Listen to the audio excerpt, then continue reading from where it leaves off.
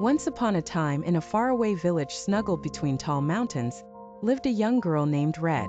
She always wore a bright scarlet cape, which earned her the nickname Little Red Riding Hood. Red was known for her bravery and adventurous spirit, often exploring the meadows and forests surrounding her home. One bright morning, her mother gave her a task to deliver a basket of goodies to her grandmother, who lived on the other side of the dense forest. Red happily agreed, putting on her red cape and grabbing her basket. The journey through the forest was filled with whimsical sights and sounds. Birds chirped melodiously, and the scent of wildflowers filled the air. As Red strolled along, she gathered a bouquet of flowers for her grandmother. She had no idea that danger lurked amongst the trees. In the heart of the forest, a shadowy figure watched Red from behind an ancient oak tree. The figure was a cunning wolf named Thorn, known for his trickery and hunger for mischief. Thorn saw an opportunity to deceive Red and swiftly approached her.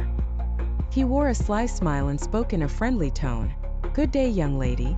Where are you headed on this fine morning?" Red, although cautious, replied, "I'm going to my grandmother's house to bring her these goodies." Thorn feigned interest and offered, "Why don't you pick some more flowers? Your grandmother would love them." Red, thinking it was a kind gesture, eagerly wandered off to gather more blooms. Taking advantage of the moment, Thorn dashed ahead to grandmother's house. Thorn arrived at the cozy cottage and knocked on the door. Grandmother, expecting Red, answered warmly. However, she was startled to find the cunning wolf instead. With a swift move, Thorn locked grandmother in the closet and disguised himself in her nightgown and bonnet, hoping to fool Red. Not long after, Red arrived at grandmother's house with her basket full of treats and flowers. She knocked on the door and Thorn, in his best imitation of grandmother's voice, invited her in. As they sat together, Red couldn't help but notice something strange about her grandmother.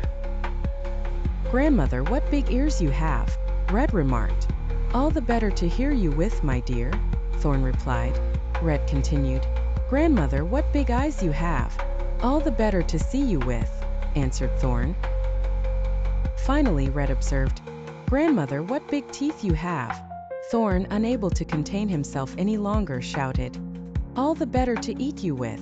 Red gasped and jumped back.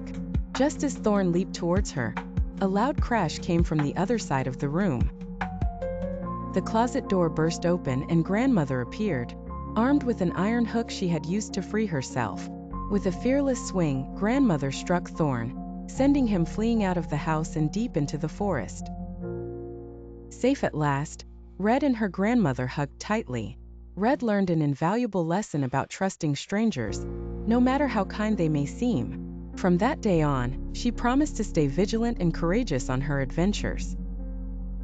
And so Little Red Riding Hood and her grandmother lived peacefully, their bond stronger than ever, in their quaint village nestled between the mountains. They relished their time together, creating new memories and sharing stories of bravery and wisdom. And the forest, though still mysterious, became a place of wonder and beauty, free from Thorn's trickery. So remember, courage and wisdom go hand in hand, and sometimes, even the bravest hearts need a little help from those they love.